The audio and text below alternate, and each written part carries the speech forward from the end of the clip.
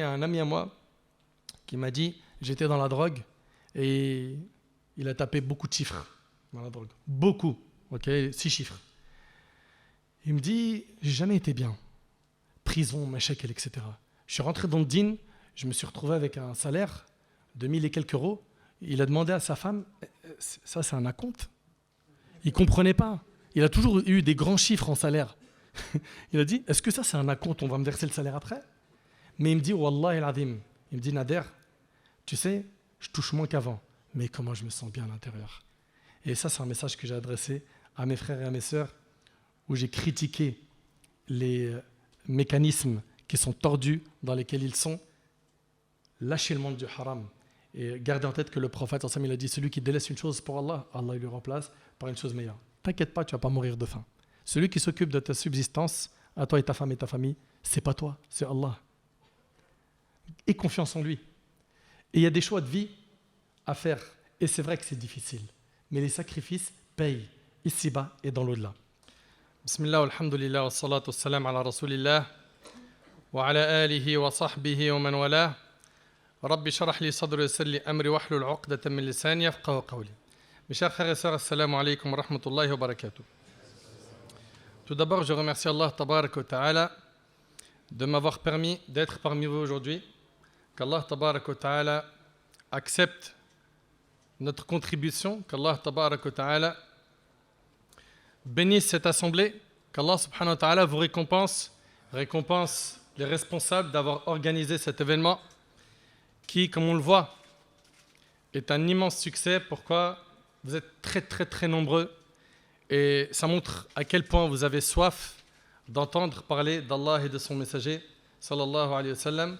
Enfin, j'implore Allah tabarak wa ta'ala de vous bénir, de vous récompenser, de faire que cette assise soit dans le compte de votre bonne action, de faire que cette assise soit dans votre compte de hasanat et qu'Allah tabarak wa ta'ala nous facilite de faire d'autres événements similaires. Qu'Allah subhanahu wa ta'ala récompense notre frère Alain pour l'organisation, lui et son équipe. Vraiment, jazakumullah khair jami'an. Connaissons-nous nos modèles? Voilà le thème qu'on va aborder aujourd'hui avec l'aide d'Allah tabarak wa ta'ala. Et puis je vais essayer d'aller rapidement droit au but parce qu'on a beaucoup de choses à dire sur ce sujet. Mes chers frères et sœurs, chaque communauté a ses modèles. Chaque communauté a ses modèles. Et les modèles orientent généralement la masse. Les modèles, ils sont souvent très influents et ils façonnent les idéologies des jeunes et des moins jeunes. Ceux qui motivent à faire le bien ou le mal, là je parle de tous les modèles confondus.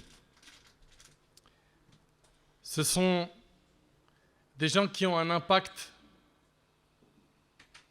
qui est très important. Et nous, en tant que musulmans, on a des modèles qui sont les prophètes, alayhim salam, qui sont les compagnons du prophète, sallallahu alayhi wa sallam, wa radiyallahu ta'ala anhum, les tabi'in, les successeurs, la génération qui est venue après les compagnons, atba' tabi'in, ulama al-umma, les savants de la communauté musulmane, les pieux. Ces gens-là sont nos modèles, nous, les musulmans. Et quand on médite un petit peu sur la situation actuelle de la communauté musulmane à l'échelle internationale, on s'aperçoit qu'on a perdu, malheureusement, le suivi des vrais modèles. J'ai bien dit à l'échelle internationale. Je n'ai pas dit tout le monde, mais une grande partie des gens de la communauté se sont perdus. Ce qui leur manque aujourd'hui, c'est de revenir à quoi? À l'histoire des musulmans. Et en fait, subhanallah, à force d'ignorer notre histoire, la biographie du prophète, alayhi salatu wassalam, la biographie de nos pieux prédécesseurs, on en arrive à un stade où on importe des faux modèles et on les intègre dans la communauté musulmane. À croire qu'on n'a pas des modèles d'excellence, des vrais modèles qui appellent à quoi? À tout ce qui est noble, tout ce qui est bon. Non. Malheureusement, aujourd'hui, beaucoup de gens se sont perdus. Jusqu'à ce qu'ils se sont retrouvés à suivre des mauvais modèles. Et wallahi, je vous le dis, ça fait vraiment très très très très mal au cœur. Aujourd'hui, prends un petit jeune, un ado, ou bien un de nos frères ou de nos sœurs, 18, même 20 ans, même un peu plus. T'aimes qui? Tu suis qui? Qui est la personne que tu consultes le plus quand tu vas dans les réseaux sociaux? Et écoutez par vous-même. Bien évidemment, je ne suis pas en train de généraliser. Allahumma lakal hamd, par la grâce d'Allah, il y a des gens qui sont clairvoyants. Ils connaissent les pièges des réseaux sociaux. Ils savent s'en servir pour faire des hasanat. Ils savent s'en servir pour rester dans quoi? Dans un cadre qui est licite. Mais il y en a beaucoup qui se perdent. Pourquoi? Parce que les réseaux sociaux, les personnes très influentes, les faux modèles, ils ont des codes. Et ils dictent ces codes à nos jeunes et moins jeunes. Oui? طيب.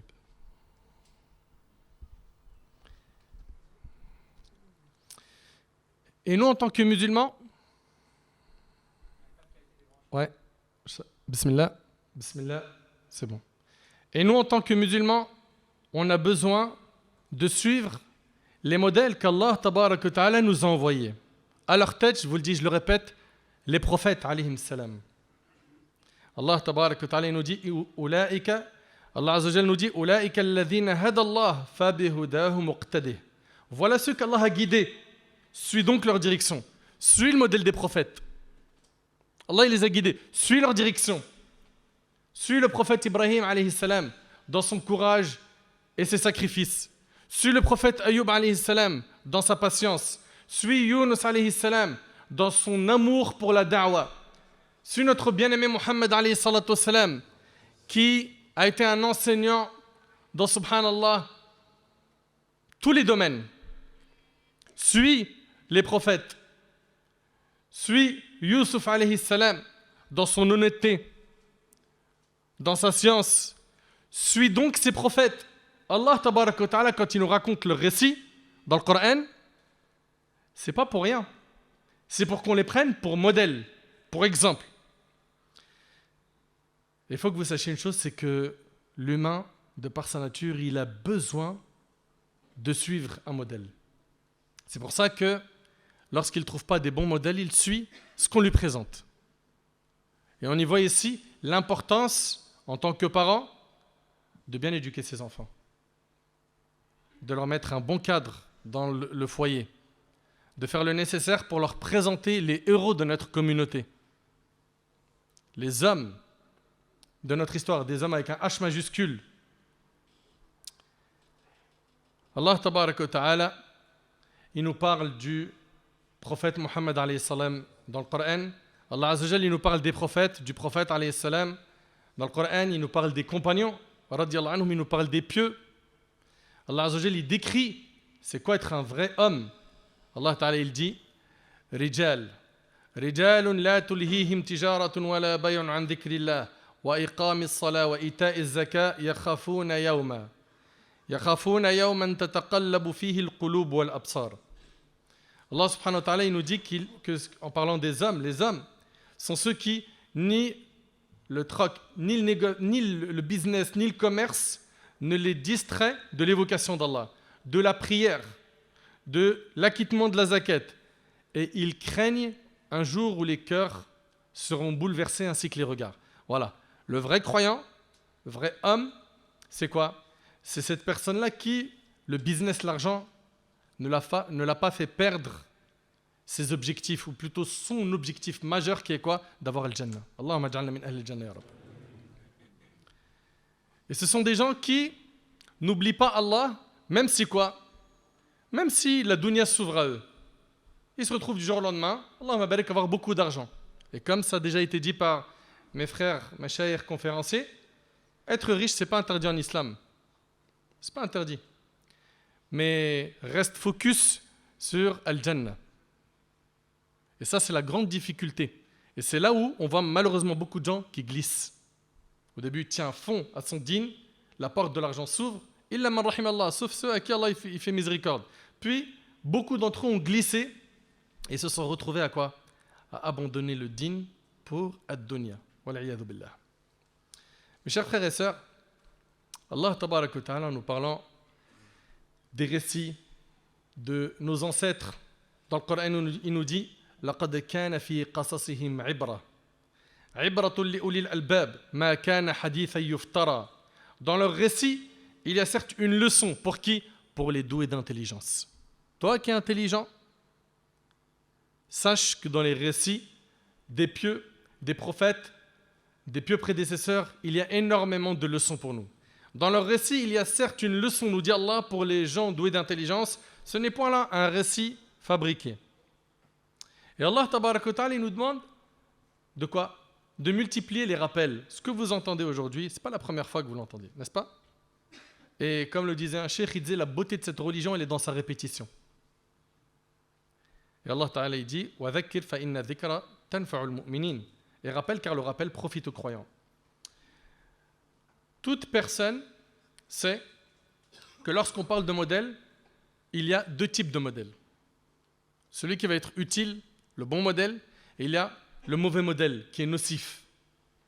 Allah Tabaraka wa Ta'ala, il nous parle du prophète alayhi salatu wassalam en nous disant لَقَدْ كَانَ لَكُمْ فِي رَسُولِ اللَّهِ أُسْوَةٌ حَسَنَةٌ. Al-Aya. En effet, vous avez dans le messager d'Allah un excellent modèle à suivre. Un excellent. Je ne sais pas si vous réalisez ce qu'Allah subhanahu wa ta'ala, notre maître, le créateur, Azza wa Jal, ce qu'il nous dit. Vous avez, nous dit Allah, dans le messager d'Allah, un excellent modèle à suivre. Est-ce qu'il a dit un bon modèle à suivre? Non, un excellent. Où en sommes-nous par rapport au suivi du modèle du prophète alayhi salatu wassalam dans nos 24 heures, dans notre semaine? Est-ce que quand tu te réveilles, tu penses à ce que nous enseignait le prophète alayhi salatu wassalam? Tu t'es réveillé. Alhamdulillah alladhi ahyana ba'da ma amatana wa ilayhi an-nushur. Tu vas aller faire tes besoins. Il y a l'invocation avant d'aller faire ses besoins. Tu vas aller faire tes ablutions. Bismillah. Après, Allahumma ja'alni min at-tawbin. Avant ça, l'attestation de foi. Est-ce que ça, tout ça, est-ce que nous, on s'en rappelle? Est-ce qu'après les ablutions, tu fais les afkars? Est-ce que, en fait, un bon musulman, c'est quelqu'un qui pense constamment au prophète alayhi salatu wassalam. Toute ta journée, tu penses à ses enseignements. Pourquoi? Parce que tu l'as réellement pris comme modèle. Allah tabaraka wa ta'ala, il nous parle du prophète Ibrahim alayhi salam. قَدْ كَانَتْ لَكُمْ أُسْوَةٌ حَسَنَةٌ فِي إِبْرَاهِيمَ وَالَّذِينَ مَعَهُ. Al-Aya. Certes, vous avez un bel exemple à suivre en Ibrahim et en ceux qui étaient avec lui. Et Allah tabaraka wa ta'ala, il nous parle des mauvais modèles, les faux modèles, qui sont malheureusement très nombreux. Allah ta'ala, il dit وَجَعَلْنَاهُمْ أَئِمَّةً يَدْعُونَ إِلَى النَّارِ وَيَوْمَ الْقِيَامَةِ لَا يُنصَرُونَ. Nous fîmes d'eux des dirigeants qui appellent les gens au feu. Et malheureusement, on en a à l'appel aujourd'hui, surtout avec les réseaux sociaux. Les gens, en fait, subhanallah, moi je parle surtout des nôtres, nos frères, nos sœurs, musulmans et musulmanes, qui utilisent les réseaux sociaux pour propager le fasad, la corruption, ce qui est illicite. Mais est-ce que vous mesurez la portée de votre parole? C'est-à-dire que, subhanallah, si vous ne vous repentez pas, même après votre mort, les gros mots que vous avez dit en vidéo, sur le net, que vous avez mis sur YouTube, etc., les insultes, les moqueries, tout ce qui est haram que vous avez laissé, ça circulera après votre mort. Et dans votre tombe, le compteur de péché ne s'arrête pas. Est-ce que ces gens-là, ils réalisent?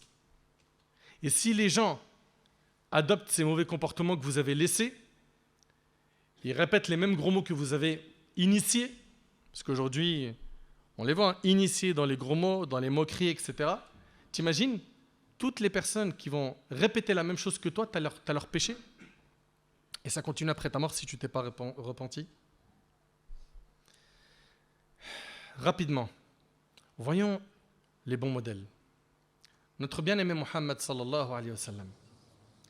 Subhanallah, avant l'islam, vous savez tous qu'il était appelé l'honnête, le digne de confiance, n'est-ce pas? Puis après, il reçoit la révélation. Il va voir Khadija. Elle l'emmène chez Waraq ibn Nawfal qui lui dit toute personne qui est venue avec ce message a été combattue. tu vas être chassé de ton peuple. Et ça, c'est ce qu'il entend dès le début. Et il en est étonné.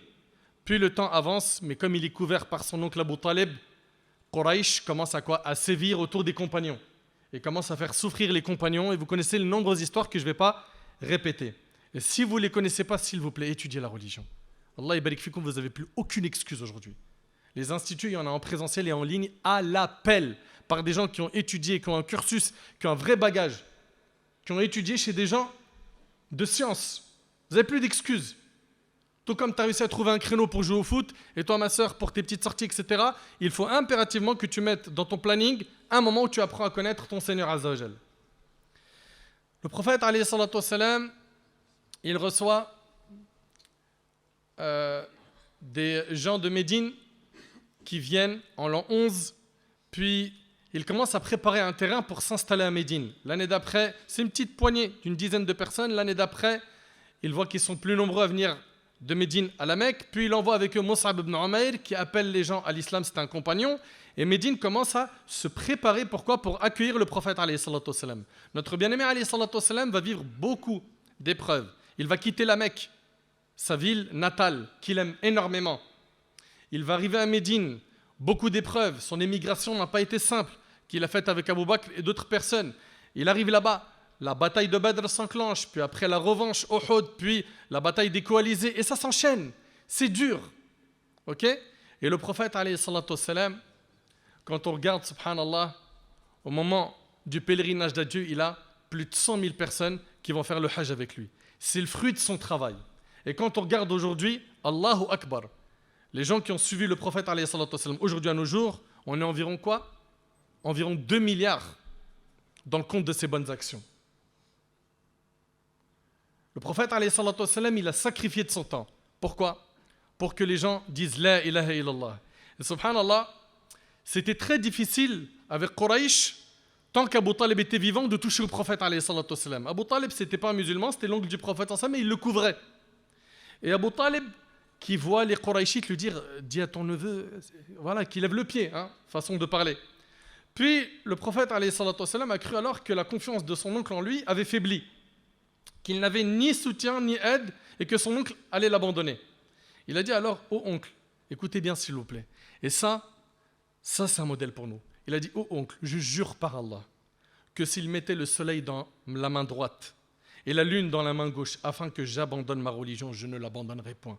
Jusqu'à ce qu'Allah la dévoile, jusqu'à ce que le dîn se propage ou que je périsse dans ma mission, ou que je meure sur ce chemin. » Ça, c'est notre modèle, alayhi salatu wassalam. C'était un homme qui avait une mission. Sa mission, c'était quoi ? D'ouvrir les yeux des gens pour qu'ils connaissent leur Créateur, subhanahu wa ta'ala. Qu'ils se connectent à leur Seigneur. Qu'ils branchent le câble de la spiritualité. Les larmes montèrent aux yeux du prophète, alayhi salatu wassalam, et il se mit à pleurer. Voilà le souci du prophète. Mais subhanallah, son slogan dans sa vie, c'était « Ummati », ma communauté. Et ça sera son slogan jusqu'au jour du jugement. Comme dans le hadith de Shafa'a, lorsqu'il se prosternera sous le trône d'Allah tabaraka wa ta'ala, et qu'Allah tabaraka wa ta'ala lui dira, il louera Allah, il l'invoquera par des formules qui lui seront inspirées.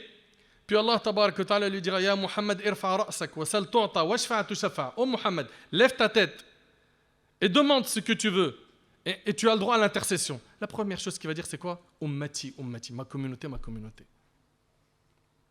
Et même quand les gens passeront sur le pont du Sirat, il sera sur les côtés du pont en train de dire quoi ? Allahumma sallim salam, wa Allah accorde le salut.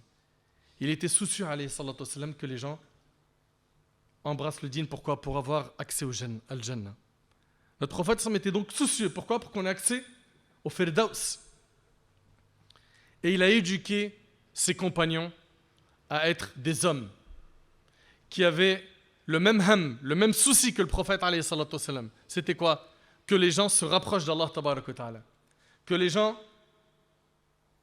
branchent le câble de la spiritualité, se connectent à leur Seigneur. L'imam Ahmad rahimahullah a rapporté dans son musnad avec une chaîne de transmission valide que Omar ibn al-Khattab radiyallahu anhu, vous connaissez Omar, il a dit, si on mettait la foi de toute la communauté dans un côté d'une balance et celle d'Abu Bakr sur l'autre côté de la balance, la foi d'Abu Bakr pèsera plus lourd. Vous entendez ? La foi de ce compagnon, si on la mettait sur le plateau d'une balance et toute la communauté sur l'autre plateau de la balance, la foi d'Abu Bakr serait plus lourde. Qui dit ça? Omar. Et l'imam Ahmad a rapporté dans son Musnad avec une chaîne de transmission valide, et Ahmad Shakir a authentifié la chaîne de transmission que Ali radiallahu anhu. Qui a dit ça? Ali, ouvrez bien vos oreilles, radiallahu anhu a dit, le meilleur de cette communauté après son prophète sont Abu Bakr et Omar. C'est Ali radiallahu anhu qui a dit ça. L'imam al-Zahabi a dit, et ceci a été rapporté plusieurs fois de la part de Ali radiallahu anhu. Lors de la bataille de Tabouk, quand le prophète alayhi salatu wassalam appela les musulmans à contribuer généreusement au financement de l'armée, Jaysh al-Usra, Omar radiallahu anhu, il a donné la moitié de sa fortune. Fi sabilillah, la moitié de ta fortune. T'imagines? Imagine que tu es quelqu'un qui a énormément épargné. On appelle au don et tu donnes la moitié de ta fortune. Le prophète alayhi salatu wassalam lui a dit, qu'as-tu laissé à ta famille? Il a dit, la moitié de ma fortune. Puis après, Abu Bakr vient. Abu Bakr est venu et lui, il a donné l'intégralité de sa fortune. Abu Bakr radiallahu anhu, par la suite, il a donné l'intégralité de sa fortune au prophète sallam. Lorsque le prophète sallam lui a dit, qu'est-ce que tu as laissé à ta famille? Abu Bakr lui a dit, je leur ai laissé Allah et son messager. Une éducation islamique. Et je vous pose une question. Est-ce que c'est obligatoire de laisser de l'argent, un bien immobilier à nos enfants? C'est pas obligatoire. Après, dans le hadith de Saad, le prophète sallam, il a dit à Saad que tu laisses tes enfants dans on va dire entre guillemets un confort matériel, que tu laisses tes enfants à l'abri du besoin, c'est mieux que tu les laisses dans le besoin. D'accord? Donc leur laisser quelque chose, c'est pas interdit. Mais wallahi l'azim, le plus important, c'est de leur laisser quoi? Une vraie aqida, le din. Une croyance en Allah tabarak wa ta'ala ferme. Un vrai tawakkul ala Allah. Une vraie confiance en Allah. Qu'ils sachent que le rizq, la subsistance, t'inquiète pas, ça vient d'Allah. Et dans le hadith rapporté par l'imam Ahmad, le prophète il a dit, si vous vous en remettiez à Allah comme il le faut véritablement, il vous accorderait votre subsistance comme il l'accorde aux oiseaux. Ils partent le matin le ventre vide et rentrent le soir le ventre plein. Donc si tu laisses une éducation solide à tes enfants sur des valeurs qui sont nobles, t'inquiète pas pour sa subsistance. Il ne mourra pas de faim. Il remplira le frigo, comme disent les jeunes. T'inquiète. Ok? Et ça, subhanallah, on voit ici qu'Abu Bakr radiallahu anhu, il a tout donné. Ok? Fi sabilillah. Omar radiallahu anhu, il a dit, par Allah, dorénavant, je ne te devancerai jamais, ya Abu Bakr. Et on y voit ici quoi? Que nos ancêtres, radiallahu ta'ala anhum, quand il s'agissait du paradis, c'était les premiers.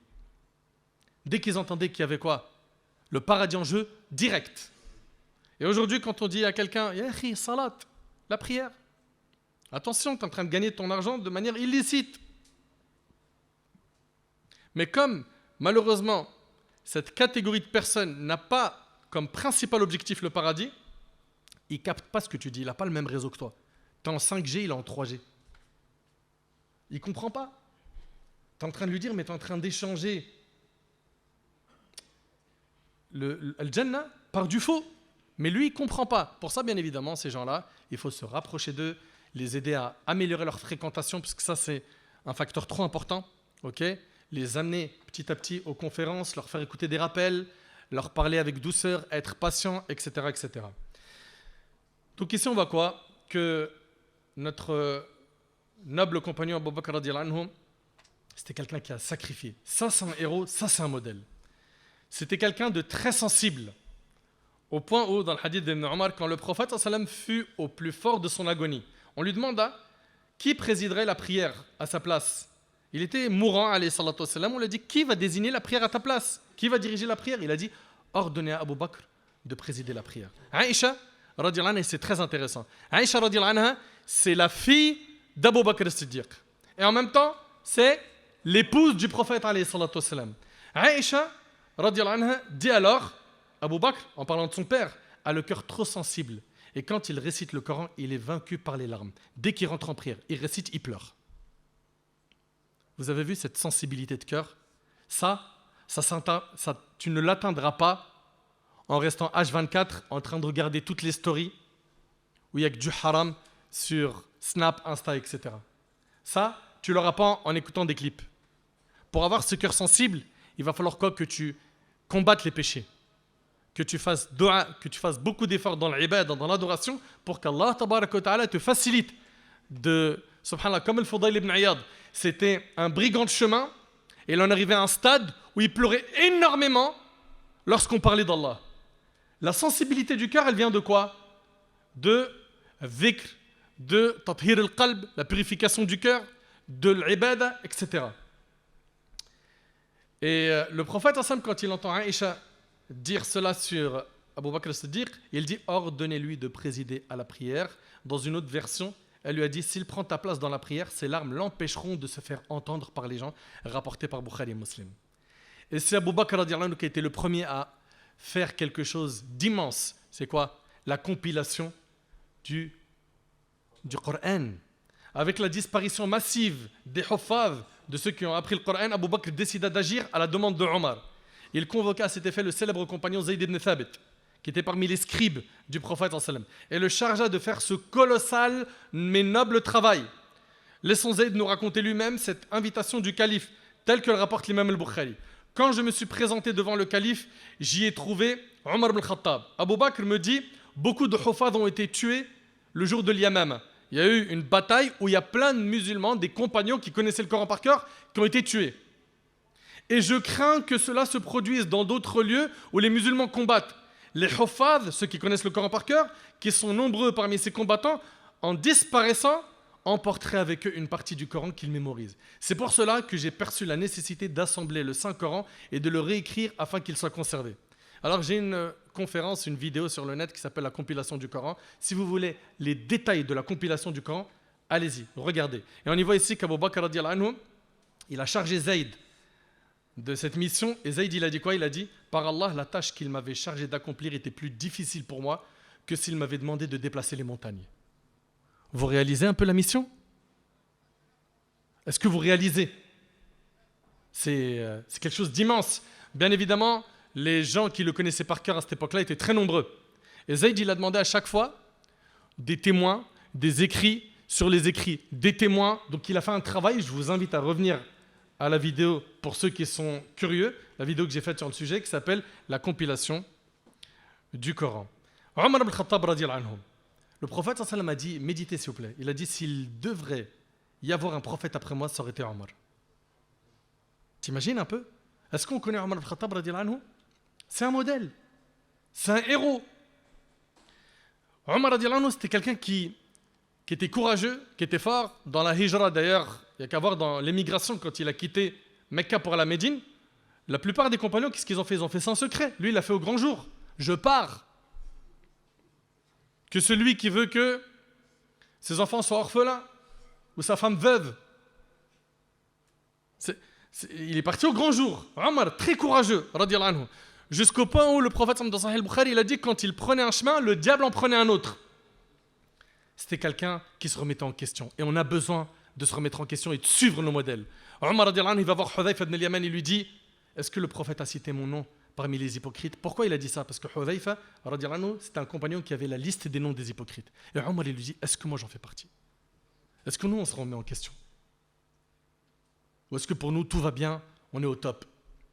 Et c'est lui qui disait, jugez-vous avant d'être jugé. Omar radiallahu anhu. Un jour, il arrivait en retard à la prière du vendredi. Lorsqu'il est monté sur le mimbar pour faire le discours, il s'est excusé auprès des gens et il leur a dit, on était en train de recoudre mon qamis, mon vêtement, et j'en avais pas d'autre à part celui-là. Pendant son califat, on l'a vu, subhanallah, pendant qu'il lapidait les stèles au Hajj, avec 14 retouches sur son vêtement. Ce sont des gens qui n'ont pas accordé d'importance à la vie d'ici-bas. Alors, est-ce que je suis en train de vous demander de porter des vêtements qui sont déchirés, usés? C'est pas ça. L'idée, ici, c'est quoi? C'est qu'ils n'ont pas accordé d'importance à ce bas monde. Alors qu'aujourd'hui, il y a des gens qui vivent que pour ça, pour l'euro. Quand il était calife, son ventre faisait du bruit tellement il avait faim. Et radiallahu anhu, il disait à son ventre, fais du bruit ou n'en fais pas, tu ne mangeras pas à ta faim avant les enfants des musulmans. Ça, c'est nos modèles. Uthman, radiallahu ta'ala anhu, ce noble compagnon, il est à Médine, il apprend qu'Héraclius, le roi des Byzantins, prépare une armée gigantesque pour aller envahir les musulmans à Médine. Le prophète sallam souhaitait vaincre Héraclius et son armée chez eux avant même qu'ils arrivent à Médine. Et à cette époque, il faisait très très chaud, une chaleur insupportable. Le prophète sallam se mit alors à inciter les compagnons à faire des dons afin de préparer l'armée. Et subhanallah, le prophète sallam incita les compagnons à préparer Jayshul Usra. Jayshul Usra, c'est l'armée de la détresse, de la dureté, de la difficulté. Et encore une fois, Uthman radiyallahu anhu. Uthman radiyallahu anhu, il s'avance et il va résoudre la crise. Qu'est-ce qu'il va dire? Il va dire, j'apporte 1000 dinars d'or. Alors, pour ceux qui ont étudié un petit peu de fiqh, le nisab, la quantité minimale imposable en dinars d'or, c'est combien? En dinars d'or. J'entends pas. Non. À partir de combien de dinars tu as le nisab? Personne. Je vois pas mal de mes élèves là, j'ai pas envie de les interroger, ils vont me dire pourquoi en public. Alors? Non. En dinars d'or. T'es pas loin. Bon, c'est bon. 20 dinars d'or. 20 dinars d'or, c'était le nisab. D'accord? Qu'est-ce qu'il va donner ici? Uthman, il va donner 1000 dinars d'or. C'est énorme. 50 fois le nisab. Et le nisab, la quantité minimale imposable, c'était haddul ghina. C'était avec ça, c'était le seuil. Tu le dépasses, t'es riche. Ok? Et Uthman ibn Affan, il va donner 50 fois le nisab. Aujourd'hui, le nisab, il est à peu près à 4000 €, n'est-ce pas? Environ. Si aujourd'hui, on fait le calcul des 1000 dinars, ça donnerait aujourd'hui, à notre époque, environ 200 000 €. Plus, il a donné 300 chameaux, fsabilillah. Et regarde aujourd'hui, un chameau, ça coûte combien? Des milliers d'euros. Donc à lui seul, Uthman ibn Affan, il a donné énormément. Quand il s'agit de sacrifice, ces compagnons-là, ils ont compris la parole du prophète sallam qui dit « Il n'y a de vraie vie que celle de l'au-delà ». Le prophète sallam, qu'est-ce qu'il a dit par la suite quand il a vu ces 1000 dinars d'or, ces 300 chameaux? Il a dit « Les péchés de Uthman ne lui nuiront en rien à partir de ce jour ». Et le hadith, il est rapporté par Tirmidhi et d'autres. Subhanallah. Ali ibn Abi Talib radiyallahu anhu, Saad ibn Abi Waqqas radiyallahu anhu, il dit, le prophète sallam a dit « Quiconque je suis le maître, Ali est son maître ». Qui dit ça? Rasulullah sallallahu alayhi wa sallam. Il a dit quiconque je suis le maître, Ali est son maître, rapporté par Ibn Majah. Ali radiyallahu anhu, cet homme courageux qui était jeune et qui a porté des grandes responsabilités. Il n'y a qu'à voir dans Sirat al-Nabi alayhi salatu wa sallam pendant son califat. Subhanallah, Anas ibn Malik qui rapporte qu'un homme demanda au messager d'Allah, un tel possède un palmier avec lequel je fais tenir mon mur. Vous écoutez? Le mur de sa maison. Ô messager d'Allah, un tel possède un palmier avec lequel je fais tenir mon mur. Ordonne-lui de me le donner pour que je puisse continuer à l'utiliser dans ce sens. Il me donne ce palmier, comme ça je continue à quoi? À tenir mon mur. Le prophète sallallahu alayhi wa sallam lui a dit, donne-le-lui en échange d'un palmier au paradis. Et est-ce que vous pensez qu'un palmier au paradis, c'est comme ce que vous avez vu sur le net ou en allant, je ne sais pas moi, aux Maldives ou autre? Ah, ça n'a rien à voir.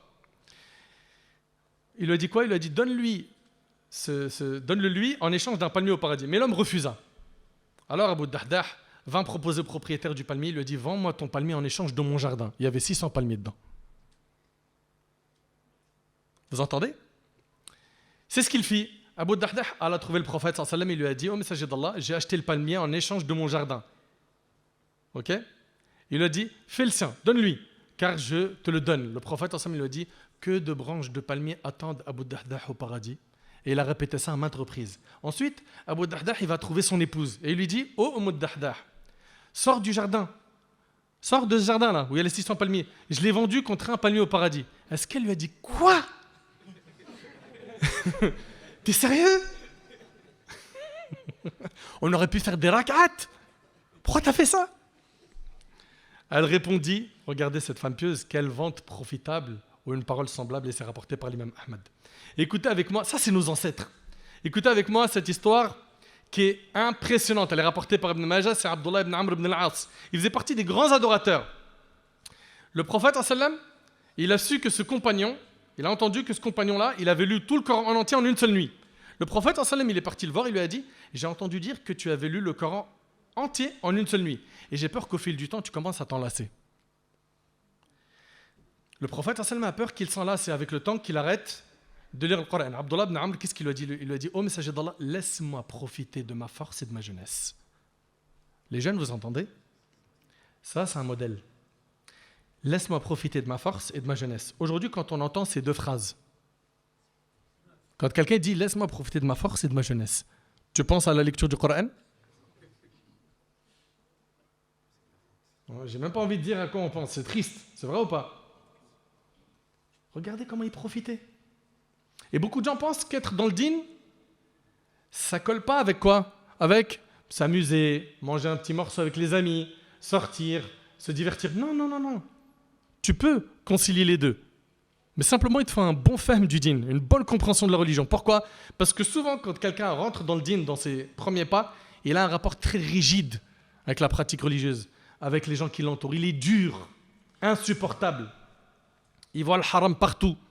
Il voit la bid'a partout. Et quand il étudie, il dit: waouh, je me rappelle il y a 10 ans, ça, je faisais du boucan quand je voyais ça. Maintenant, j'ai appris à me calmer. Il y a divergence, c'est une divergence fondée. L'imam Ahmad, il l'autorise, ou un autre parmi les grands savants. Donc, il lui a dit: laisse-moi profiter de ma force et de ma jeunesse. Le prophète lui proposait de le finir en un mois. Le compagnon a répété la même phrase: ô messager d'Allah, laisse-moi profiter de ma force et de ma jeunesse. Le prophète lui a dit: finis-le alors en 10 jours. Il lui a répété la même phrase. Il lui a dit alors: finis-le en 7 jours. Mais Abdullah ibn Amr ibn al-As lui a dit: ô messager d'Allah, laisse-moi profiter de ma force et de ma jeunesse. Mais le prophète refusa qu'il le lise en moins d'une semaine. Vous entendez? Ça, c'est nos modèles.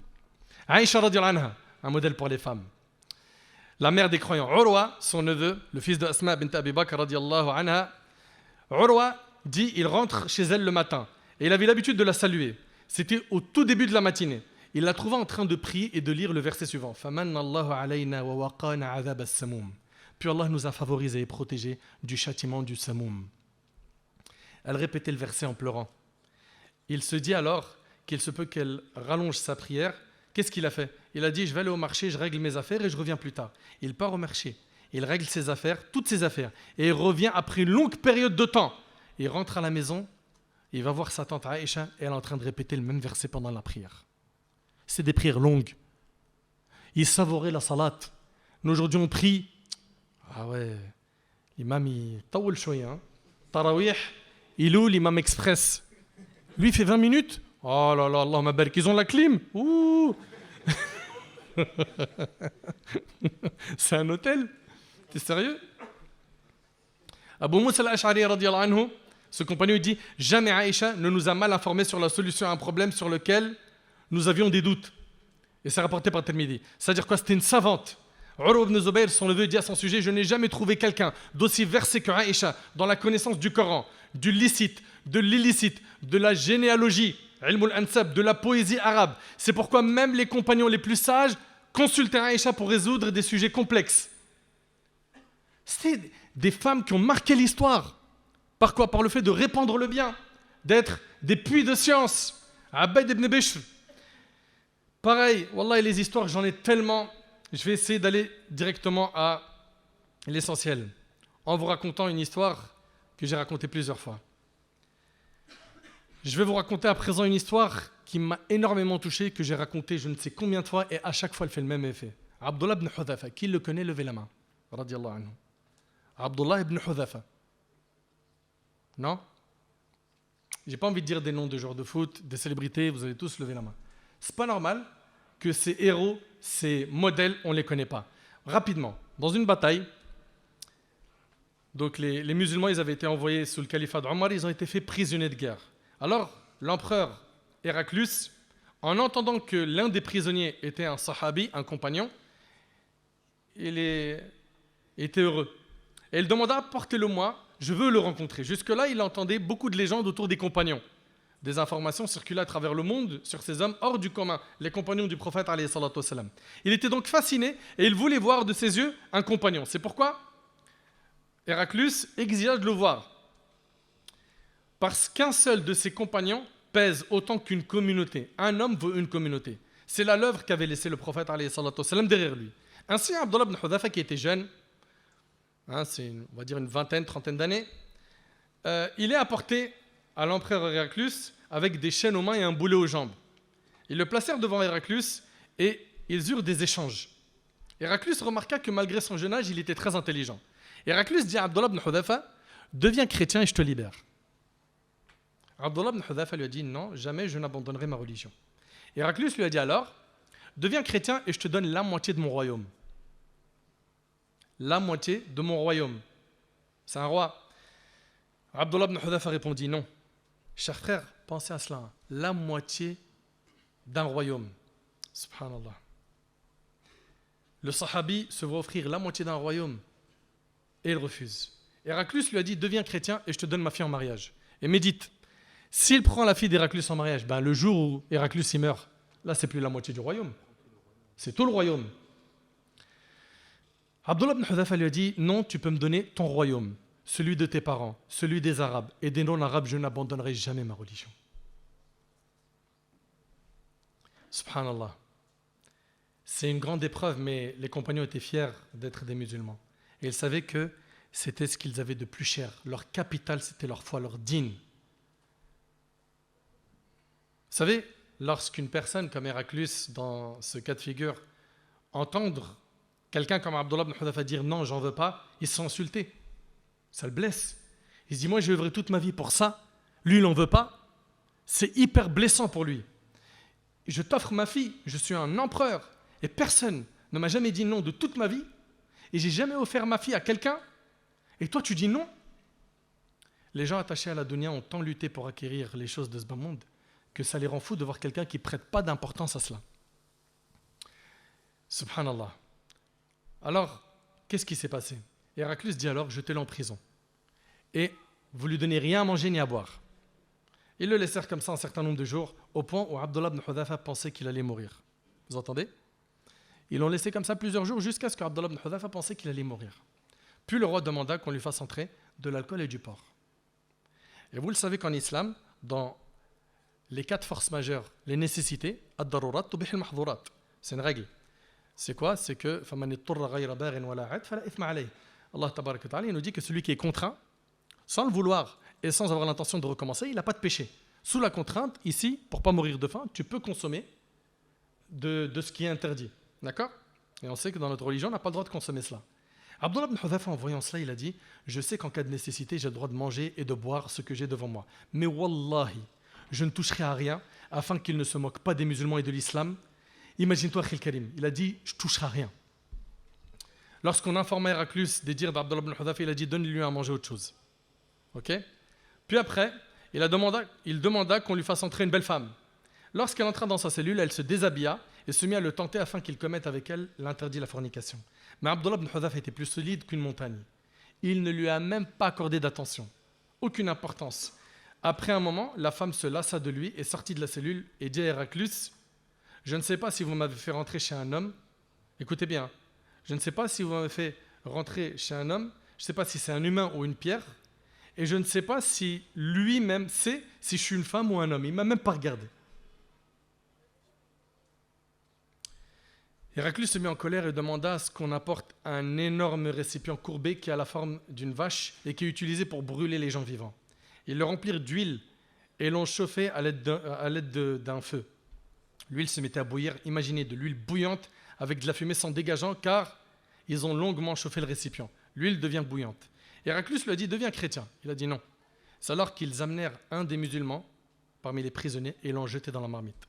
Peu de temps après, ses os sont remontés à la surface. Tout ça, Abdullah ibn Hudhafa, il le voit devant lui. D'accord?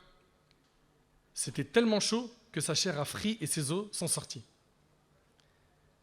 L'empereur lui a dit donc, vas-tu abandonner ta religion maintenant? Ou sinon nous allons te jeter dans cette huile bouillante. Vous savez qu'est-ce qu'il a dit? Il a dit, j'abandonnerai jamais ma religion.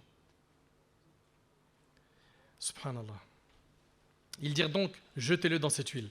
Ils le prirent et Abdullah commença alors à pleurer. C'est-à-dire, ils sont en train de l'emmener vers l'huile bouillante et Abdullah ibn Hudhafa, il pleure. Là, eux, ils se sont dit quoi? Les hommes d'Héraclius, on le tient, il affaiblit. Allez, on va voir le chef, on va lui dire, c'est bon, il pleure, on le tient. On est plus fort que lui. Ils n'ont pas compris, lui, pourquoi il pleurait. Et c'est pour ça que je vous ai dit, wallah, cette histoire-là, elle est vraiment impressionnante. Il a dit donc, amenez-le moi. L'empereur, on lui a dit alors, tu vas abandonner ta religion? Abdullah dit, ne pense pas que j'ai pleuré par crainte de la mort. Il a dit, j'ai pleuré parce que je me suis souvenu que je n'ai qu'une seule âme. et mon âme va partir maintenant. J'ai pleuré parce que j'aurais voulu qu'Allah me donne 100 âmes afin que je puisse mourir de cette mort 100 fois pour l'amour d'Allah. Allahu Akbar. Allahu Akbar. Je pleurais pas parce que j'étais effrayé de la mort, parce qu'il voulait quoi? La récompense de shahid. Allahu Akbar. Je pense que c'est un degré de foi qu'on a du mal à imaginer. C'est vrai ou pas? Ça, c'est l'éducation qu'a laissé le prophète alayhi salatu wassalam. Des hommes, des héros, des courageux, des gens qui étaient attachés à leur dîn, qui avaient un vrai attachement. Qu'est-ce qu'on aurait répondu à sa place? Aurais-tu sacrifié ta religion pour sauver ta peau? Qu'est-ce que tu aurais fait? Subhanallah. Vous savez, dans les moments de facilité, tout le monde est à peu près égal. On est tous pareils. Mais c'est dans les moments d'épreuve que les gens se distinguent. Abdullah ibn Hudhafa, cette épreuve-là, a révélé la foi immense qu'il portait dans son cœur. Personne ne savait qui était le vrai Abdullah ibn Hudhafa. Il savait que c'était un compagnon. Sa foi, elle était immense. Subhanallah. Vous savez, l'empereur Héraclius, en voyant ça, il était confus. Lui, il veut obtenir quelque chose de sa part. Il s'est dit, si je le jette dans l'huile bouillante, c'est son rêve. Je ne veux pas lui donner ça. Il voulait obtenir quelque chose de lui. Il ne voulait pas le tuer. Il a dit, là, je me sens insulté. Sa fierté, elle a été insultée. Il a dit, maintenant, ce que je veux, c'est quoi? C'est d'obtenir quelque chose. Il a dit, je vais te libérer si seulement tu pouvais m'embrasser le front. Il a fait son calcul, Abdullah ibn Hudhafa, il lui a dit, j'accepte, à condition que tu libères tous les prisonniers parmi les musulmans. Il a dit, d'accord. Abdullah ibn Hudhafa l'embrassa sur le front et il a obtenu la libération de tous les musulmans. Il rentre donc à Médine et Omar al-Khattab radiyallahu anhu entend l'histoire. Il se rend à la mosquée, Abdullah ibn Hudhafa, il s'y trouvait. Omar al-Khattab se leva et dit, c'est une obligation pour chaque musulman d'embrasser le front de Abdullah ibn Hudhafa et je vais être le premier à le faire. Il embrassa alors le front d'Abdullah ibn Hudhafa parce qu'il avait sauvé des musulmans et les musulmans firent de même. Mes frères, mes sœurs, les modèles de notre communauté parmi les pieux prédécesseurs, ils sont trop nombreux. Il nous faudrait des heures pour en parler. Il y a des livres de biographie qui font des vingtaines de volumes sur nos ancêtres. Mais aujourd'hui, hélas, notre jeunesse, vous savez, je vais vous dire des choses là qui vont vraiment vous choquer. Notre jeunesse aujourd'hui, elle veut vivre comme des gens qui eux-mêmes aimeraient vivre comme vous. Frère Nader, pourquoi tu parles japonais? Non, je vais vous expliquer avec du factuel. Aujourd'hui, quand tu prends un de nos jeunes, généralement, pas tous bien évidemment, on ne va pas mettre tout le monde dans le même sac, ils ont envie d'être quoi? Vas-y. Footballeur, quoi d'autre? Influenceur, quoi d'autre? Rappeur, ils écrivent des textes, quoi d'autre? Imam. C'est très bien. Zid. Riche, businessman. Continuez. Acteur, célèbre, humoriste, n'est-ce pas? Chanteur. La majorité de ces faux modèles-là, écoutez bien ce que je vous dis, et je vous en parle avec connaissance de cause parce que j'ai des coulisses que vous n'avez pas. Ok? J'ai des informations que vous n'avez pas et je ne rentrerai pas dans le détail. Ok? J'ai déjà été en contact avec pas mal de personnalités, des gens qui sont dans le dîn, des gens qui ne le sont pas. J'implore Allah tabaraka ta'ala de nous guider ainsi qu'eux. Eh bien, sachez-le que ces gens-là qui sont très connus et loin d'Allah, leur rêve, c'est de goûter à la paix et la spiritualité et à ce que vous êtes en train de goûter là. Au mode de vie que vous êtes en train de partager. De venir à la mosquée. Eux, leur rêve, et je vous en parle, j'ai eu des communications téléphoniques avec certains, j'ai eu des WhatsApp, des échanges, ils aimeraient trop être à votre place. Ils aimeraient votre mode de vie. Et vous, vous voulez le leur. Et le leur, il est faux, et eux-mêmes, ils le savent, et ils le confirment. Une petite story avec une Lamborghini, le soleil, le petit cocktail qu'on est en train de siroter devant la plage, on te fait croire que ma vie, du matin au soir, c'est ça. C'est les gens, et je vous le dis, je le répète, j'ai des informations que vous n'avez pas, c'est les gens, malheureusement, quand ils sont loin d'Allah, leur vie, elle est vraiment très, très dure. Ils sombrent dans l'alcool. Et si je le dis, écoutez attentivement, s'il vous plaît, c'est pas pour les salir. Je leur veux énormément de bien. Et mon plus grand souhait, c'est qu'ils soient épanouis dans leur vie en étant connectés à Allah tabaraka ta'ala. Car ils ne trouveront pas de paix, de sérénité, de quiétude que avec la foi, avec la spiritualité. Donc on va entendre que beaucoup d'entre eux ont sombré dans l'alcool. Ou peut-être que vous ne le savez pas, j'ai pas mal d'infos sur ce sujet. Pas mal. Des mashahir, des gens très connus, que nos jeunes là ils disent « Ah là là, il vit bien lui, je veux ça, je veux la même vie ». Malheureusement, ils sombrent dans l'alcool. D'autres sont dans des problèmes de divorce, de malades, des problèmes de famille qui ne se décrivent même pas et ils ne voient pas le bout du tunnel. Et il est loin du dîn. Mais comment tu vas avoir le soutien d'Allah en étant loin du dîn?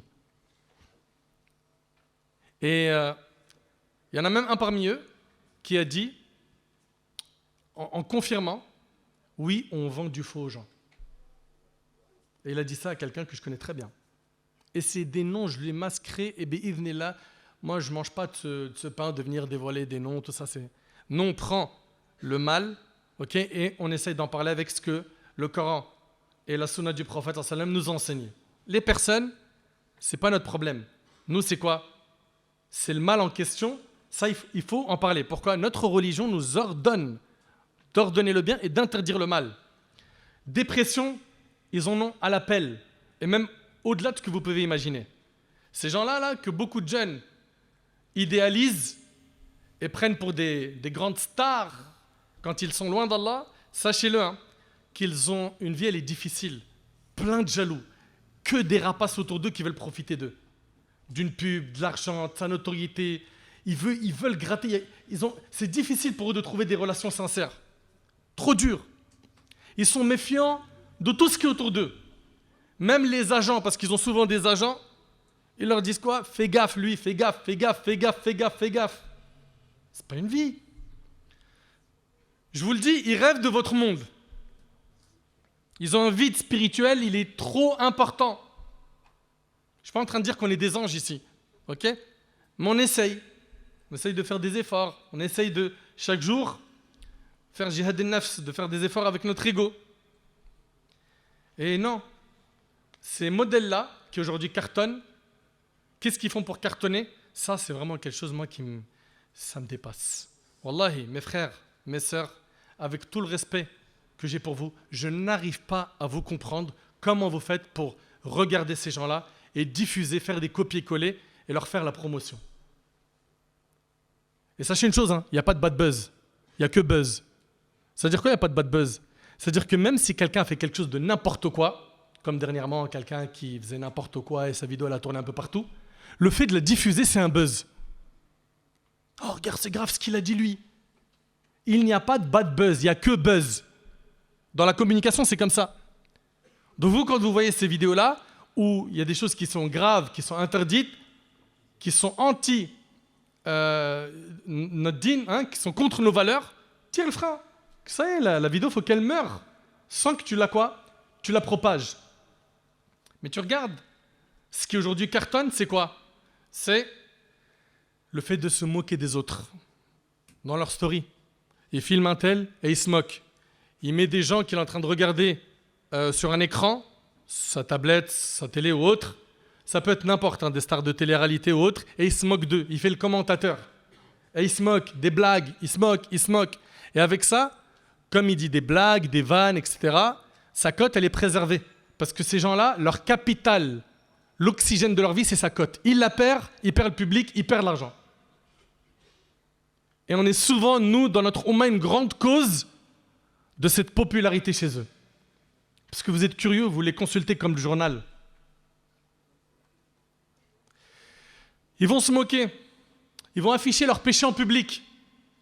Jeu de hasard, pronostic. Ouais, rejoignez cette application. Vous allez faire de l'argent. Mettez mon code promo. Mettez mon nom. Ok?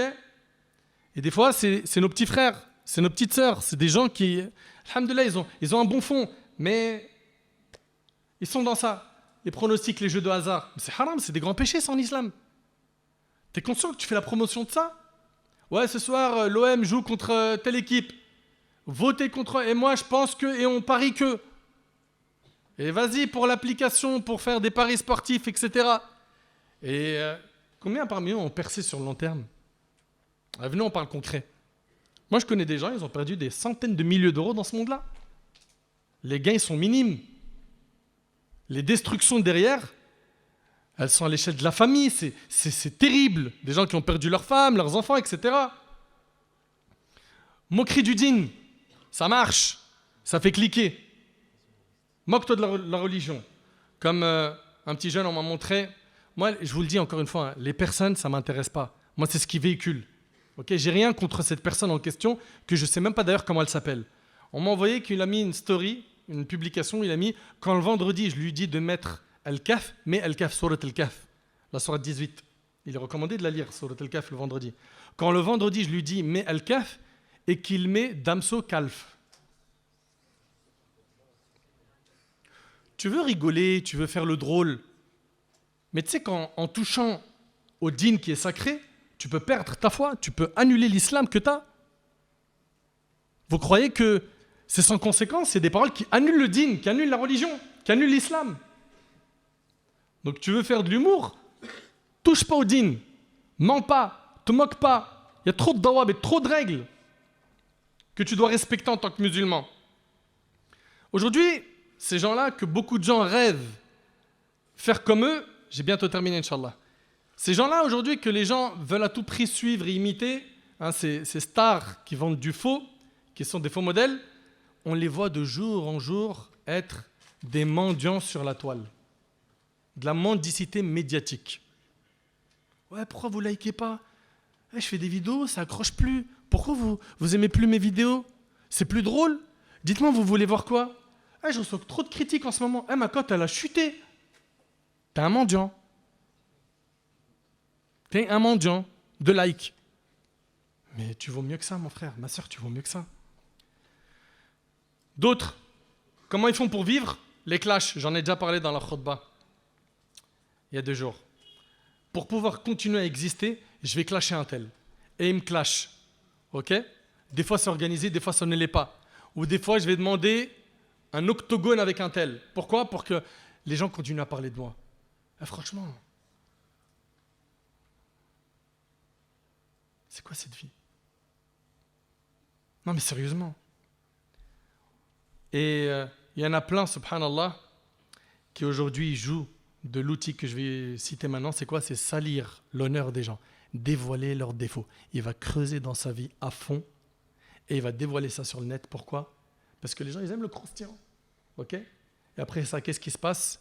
Tout le monde like, sa cote, elle est toujours là. Lui, il continue ses contrats de pub, etc., etc. Il continue à se faire de l'argent sur quoi? Sur de la médiocrité. Et toi, t'es l'outil qui lui permet de grimper, d'exister.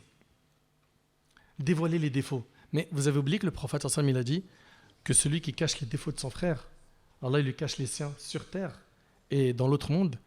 Et l'inverse, celui qui dévoile les défauts de son frère, Allah il dévoile les siens. Tôt ou tard, toi qui t'amuses à chercher les défauts dans la vie des gens, tôt ou tard ça va te tomber dessus. Tôt ou tard aussi, tes péchés vont être dévoilés.